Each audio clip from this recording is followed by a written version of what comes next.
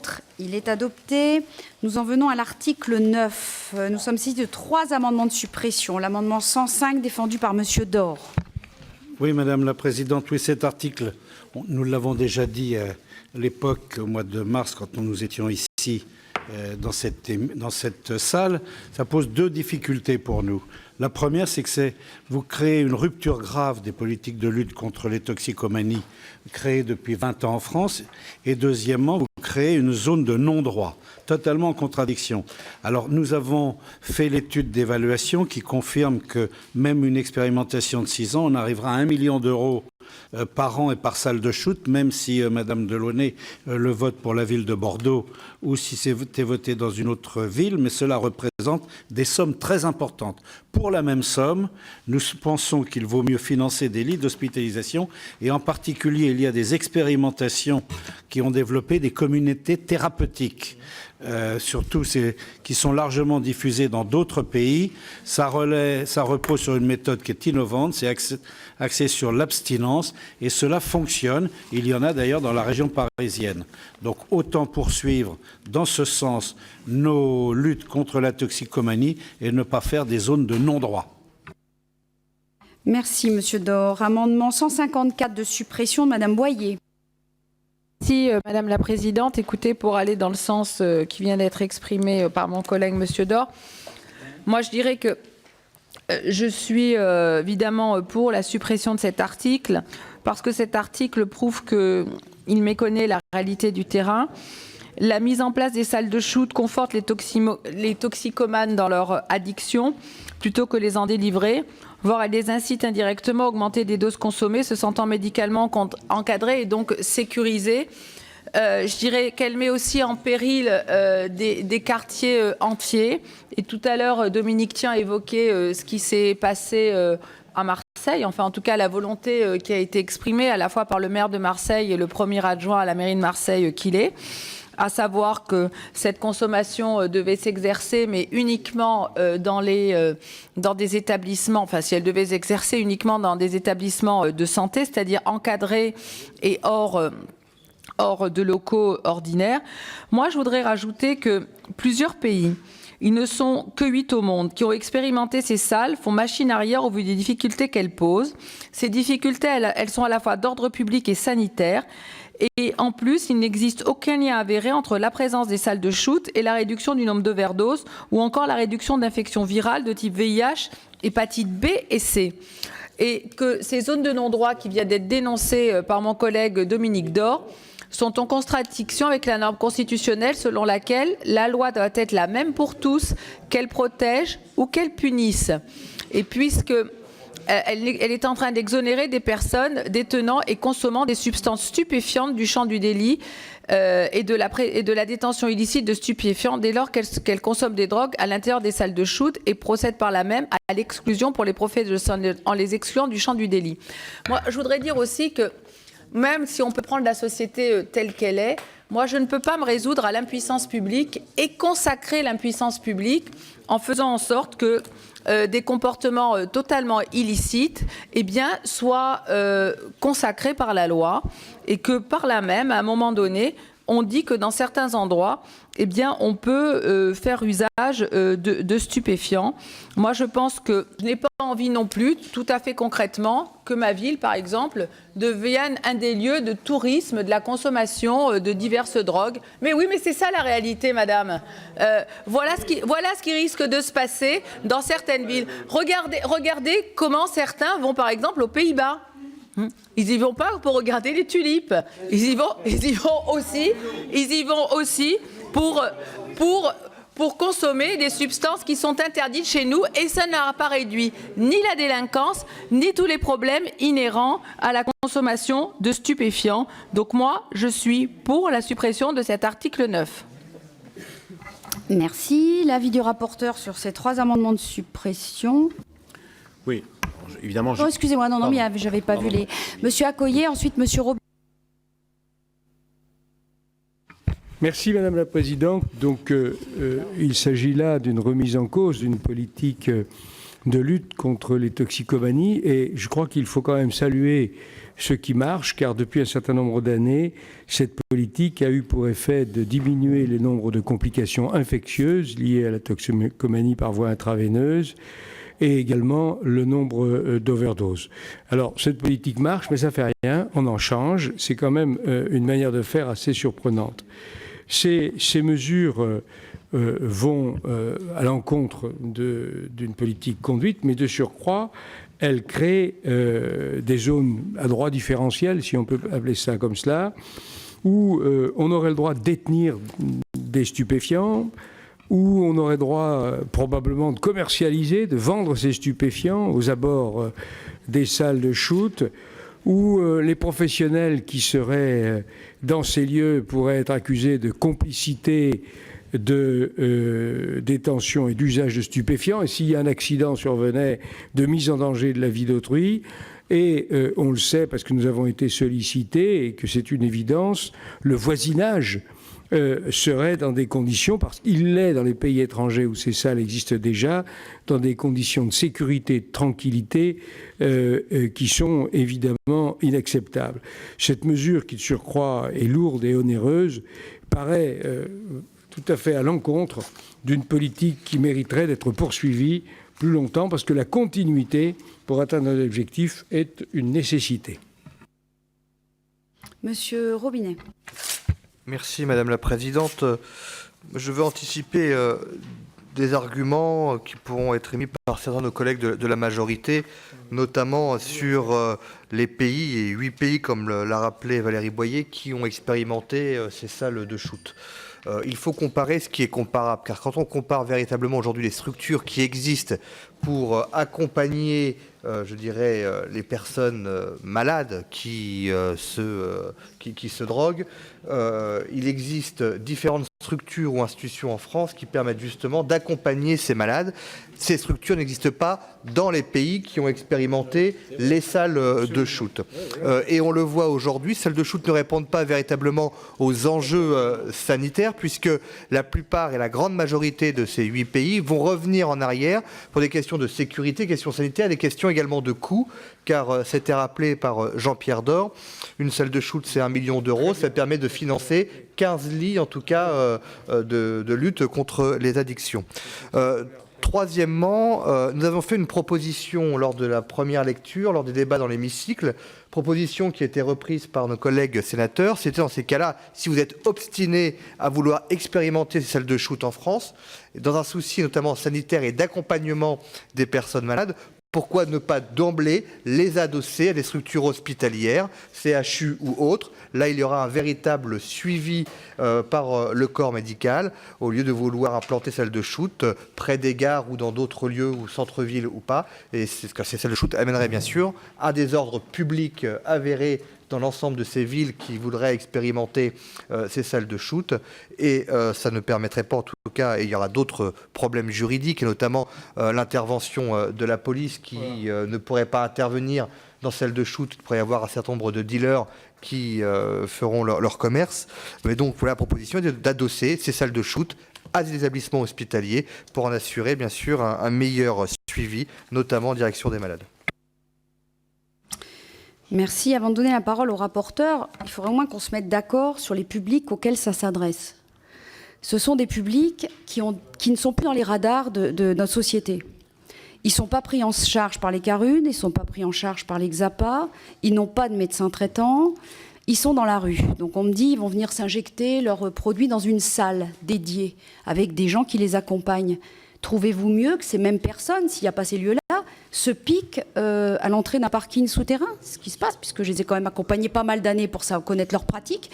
Ils sont dans des squats, ce qu'on appelle des squats. Ils se piquent en bas des immeubles. Le seul professionnel de santé qu'ils voient éventuellement, parce que si je suis votre raisonnement, eh bien mettons fin au programme d'échange des seringues. Le seul professionnel de santé qu'ils voient, quand ils en voient un, c'est éventuellement le pharmacien parce qu'ils viennent chercher un Stéribox. Voilà la vérité sur le terrain. Voilà ce qui se passe. Donc en fait, quand après vous dites c'est bien ce que les sénateurs ont fait, d'ailleurs je salue quand même nos collègues sénateurs d'avoir maintenu quand même le principe du dispositif, ce qui était quand même pas tout à fait attendu. Donc ils l'ont quand même maintenu. Ensuite, l'adosser à des établissements de santé, c'est encore... Monsieur Accoyer, je ne vous ai pas interrompu. L'adosser à des établissements de santé, c'est encore méconnaître ce type de population. Vous adossez une salle comme ça, je prends Toulouse, au CHU de Purpan, au CHU de Rangueil, très sincèrement, c'est une population qui s'injecte là où elle est, là où elle achète le produit. Donc, mettre un établissement de santé, dans un établissement de santé, vous vous faites plaisir intellectuellement, sauf que dans la pratique, ils ne prennent même pas un bus pour y aller, ils n'iront pas là-bas. Ils continueront à se piquer dans la rue. Donc, ce qu'on veut mettre en place, c'est une expérimentation par rapport à un public, et ça, accordez-moi le fait qu'on puisse au moins faire le même bilan.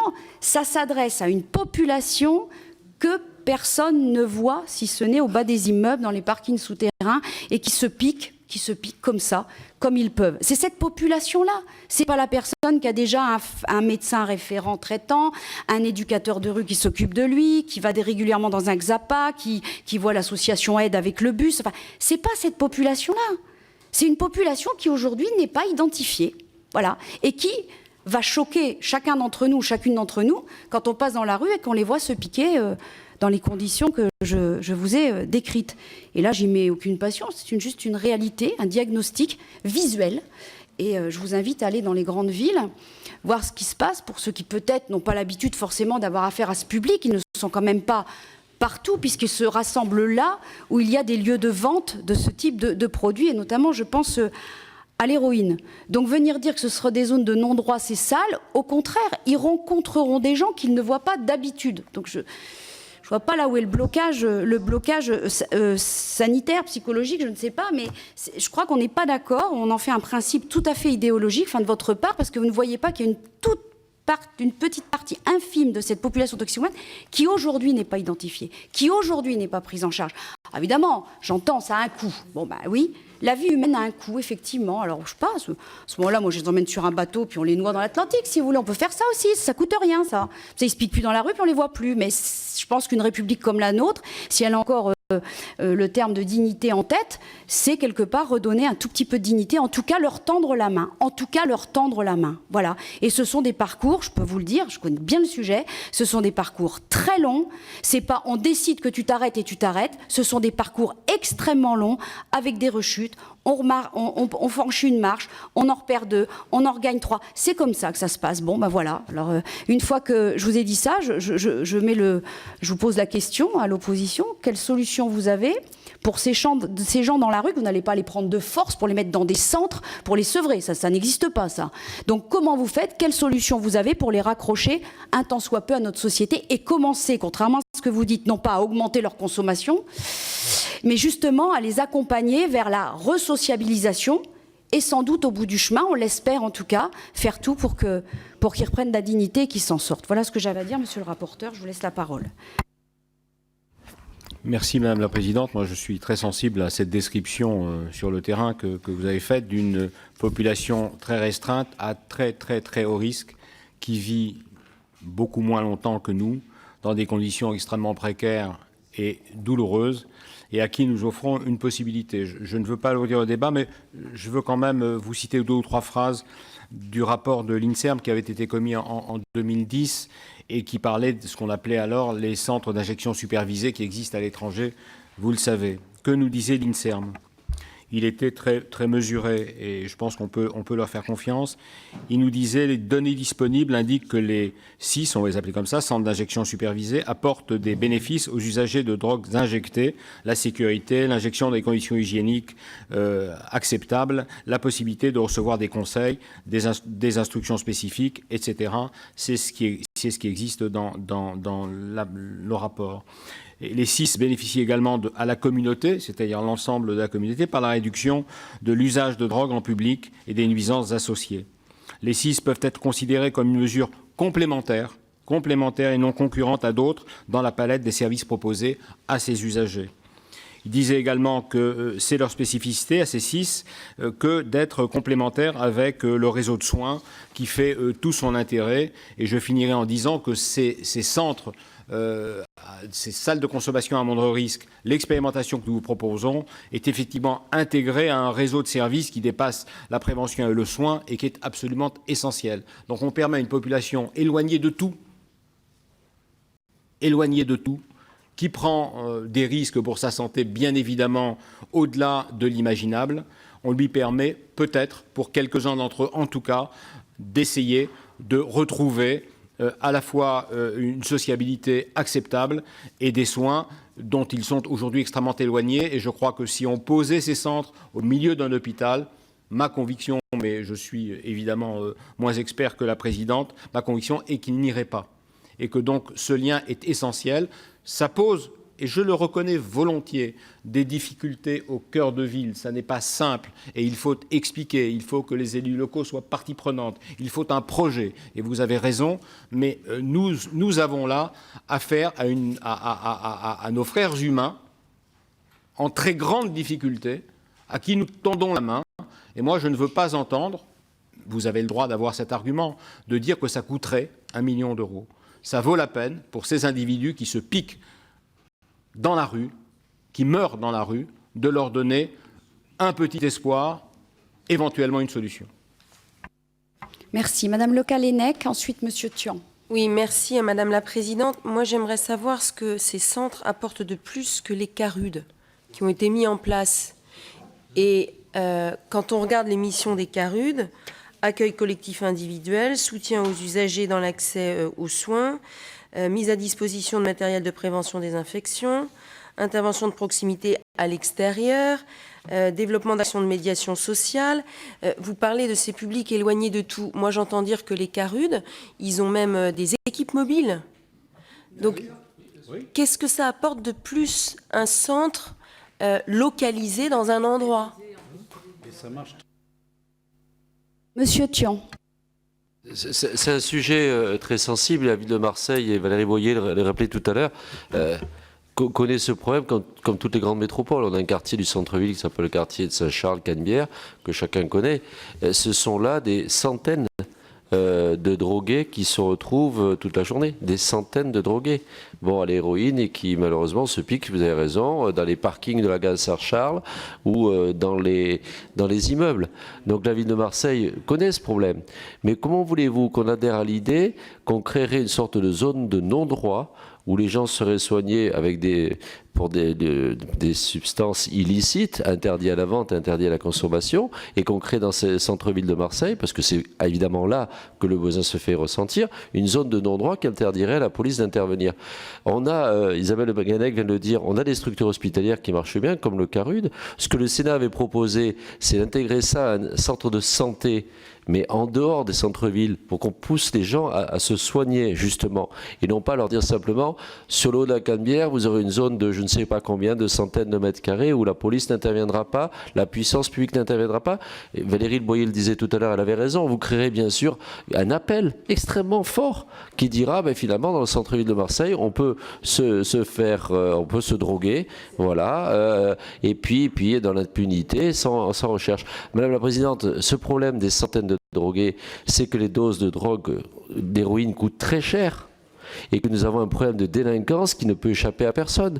Si dans les cages d'escalier des HLM de Marseille, on tue des enfants de 15 ans, vous comprenez bien que ce problème d'ultra-violence, de gens qui se promènent avec armés, que les dealers qui fournissent de la drogue dans des centres-villes, pour nous, c'est quelque chose d'extrêmement important. Alors c'est vrai qu'il faut qu'on fasse un choix, et ce choix, c'est de dire soit il y a des populations extrêmement affaiblies, et il ne faut pas qu'ils meurent, il faut pas, voilà, il faut essayer de les protéger, il faut se sauver, monsieur Sebouin a raison. Et puis à côté de ça, il y a toutes les populations des centres-villes qui en face d'eux ont des gens qui sont devenus des fous furieux, voilà, et qui sont totalement drogués. Et si la police n'intervient pas, si la police ne fouille pas, si la police n'arrête pas, c'est la fin des centres-villes, et notamment notre centre-ville. Donc la position de la ville de Marseille était bien accordée avec l'article 9 du Sénat, oui, avec un centre de santé, parce que sinon, ce n'est pas une réponse qu'on peut accepter à Marseille notamment. Madame Boyer. Merci Madame la Présidente. Écoutez, ça ne va pas vous surprendre si je vous dis que je partage ce que vient de dire mon collègue Dominique Thian. Il n'est pas question d'avoir les gentils d'un côté qui veulent sauver ces personnes qui sont dépendantes de la drogue, qui meurent dans la rue et qui sont dans des situations difficiles. Vous savez, on est ici parlementaires, on est parents, on est frères, on est sœurs, on connaît tous des personnes qui sont dans cet état de dépendance et qui sont dans des situations dramatiques. On en a rencontré aussi dans nos activités professionnelles diverses et aussi en tant que maire, en tant que député. Moi, ce que je n'arrive pas à comprendre, et je ne peux pas me résoudre, je l'ai dit tout à l'heure, à ce que la loi consacre ça, c'est que en fait, on est devant une situation, devant le fait accompli de ces personnes qui sont totalement dépendantes de substances dangereuses pour elles-mêmes et pour les autres. On dit que dans un espace, elles peuvent les consommer, qu'elles peuvent se piquer, etc. Mais à l'extérieur de cet espace, qu'est-ce qui se passe à part plusieurs personnes qui vont être agglutinées, dealers, prostituées, en fait, tout ce qui va avec. Je veux dire, toute cette misère qui va avec les addictions aux drogues dures.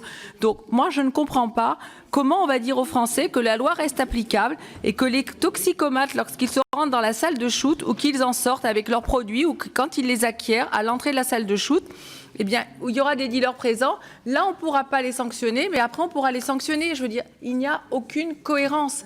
Et quand, Madame la Présidente, tout à l'heure, vous disiez qu'effectivement, c'était pour eux un moyen de rencontrer des professionnels de santé, des personnes, des éducateurs de rue, enfin bref, des personnes qui sont là, qui peuvent les aider, qui peuvent les soulager. Moi, je vous rappelle qu'il y a les CARUD. Nous, à Marseille, on a le SAMU social. On a aussi des équipes qui vont dans la rue pour aider ces personnes, pour essayer de les amener vers des centres où elles peuvent être prises en charge, où elles peuvent trouver un peu de réconfort.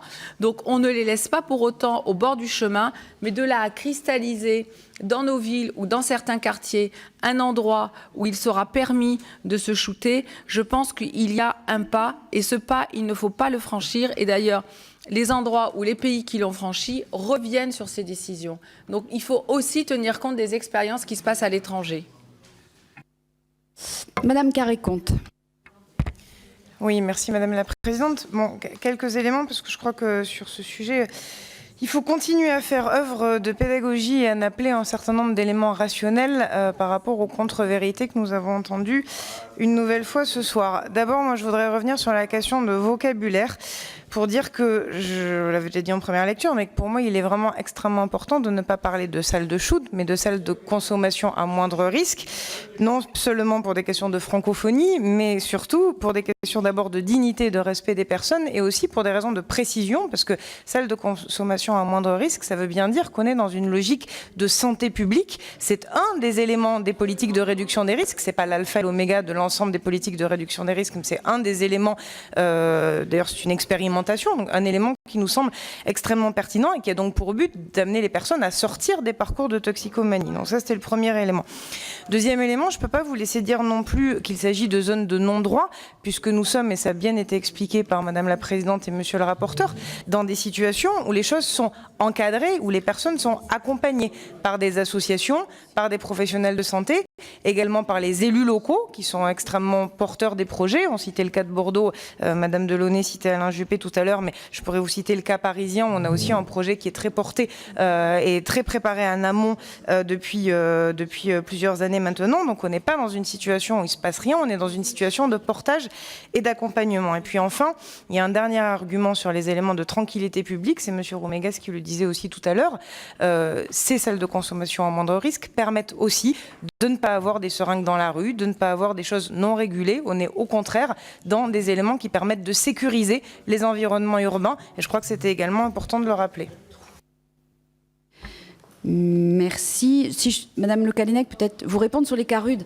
En fait, si les CARUD étaient la solution, nous ne trouverions personne dans la rue en train de se piquer. Après, j'entendais le SAMU social, mais le SAMU social n'a pas vocation, quand il vient chercher quelqu'un dans la rue, vous appelez à 20h, puisque en général, les tranches horaires d'appel sont très, très, très étroites en ville. Enfin, quand ils viennent chercher quelqu'un pour lui trouver un hébergement, s'il y a un problème de santé, tout de suite, ils vont soigner le problème de santé. Mais après, dans l'accompagnement de sortie, comme je vous le disais, ce sont souvent des parcours très, très, très longs pour s'en sortir. Des fois, c'est 10 ans, 15 ans, hein, c'est long. Et c'est sûr que toutes les propositions que vous faites ne répondent pas à ces demandes-là.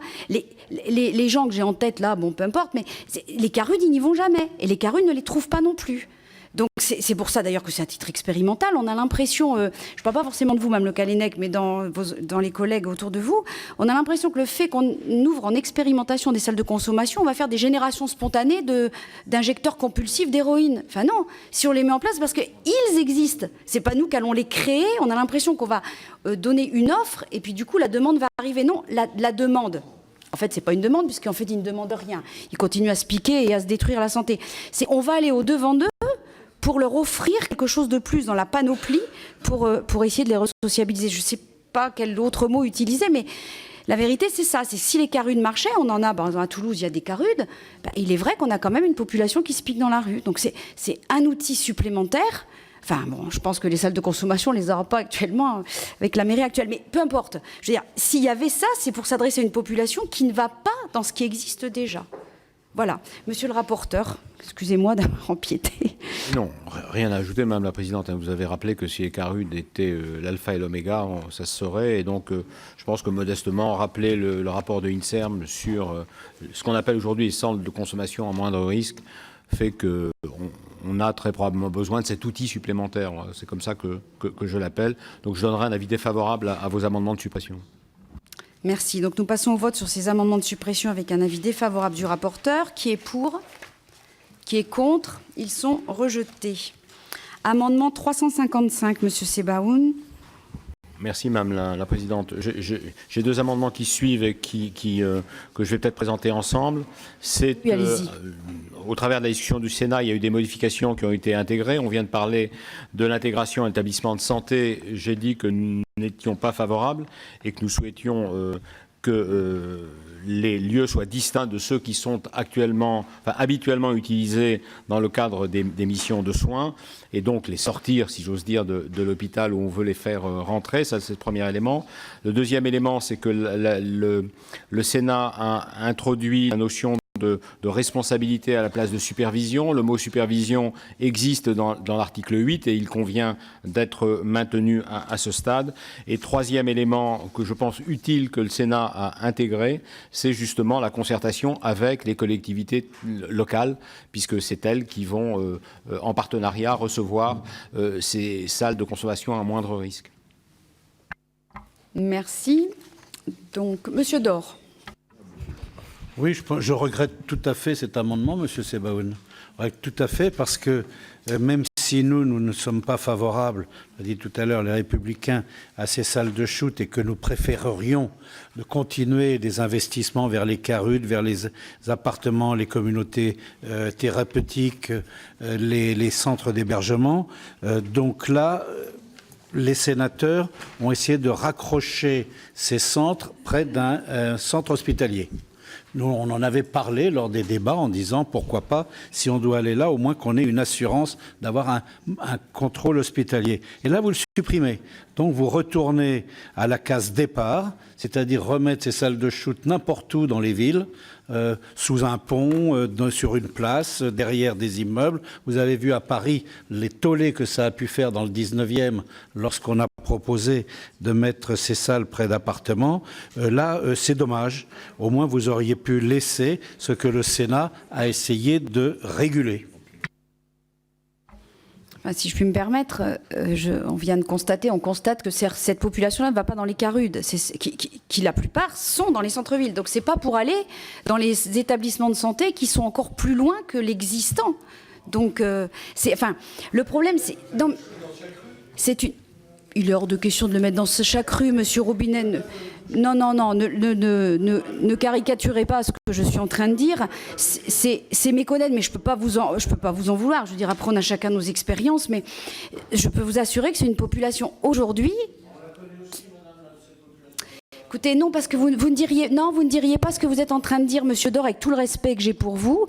Mais il est évident qu'une population qui se pique à la sortie d'un parking souterrain près d'une gare, il ne va pas prendre un bus pour aller au CHU qui est à 8 km. C'est la réalité. Il achète, il se pique. C'est comme ça. Il achète, il se pique. Voilà. Il est tellement en manque que c'est comme ça que ça se passe. Voilà. En général, si vous voulez, si on fait une bonne politique de la ville, si je puis me permettre, on ne va pas les mettre.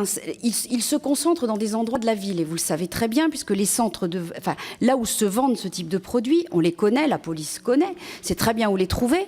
On sait très bien quand ont lieu les heures, les jours de vente, quand il y a des plaques tournantes, comme par exemple Toulouse, mais ça existe à Lille, etc. On sait très bien à quel moment ont lieu les arrivages. On le sait. Bon, ben voilà, la brigade des stupes fait ce qu'elle peut. Et à côté de ça, ben voilà, ça s'achète et ça se pique. Et donc, c'est une population qui ne bouge pas du centre-ville. Il ne faut pas rêver. Voilà, donc on passe au vote sur ces deux amendements, monsieur le rapporteur, avec un avis favorable. Donc, on passe sur l'amendement 355, qui est pour. Contre, il est adopté. Amendement 356, qui est pour. Contre, il est adopté. Nous passons au vote sur l'article 9, qui est pour. Contre, il est adopté. Je mets aux voix l'article 9 ter, qui est pour. Contre, adopté.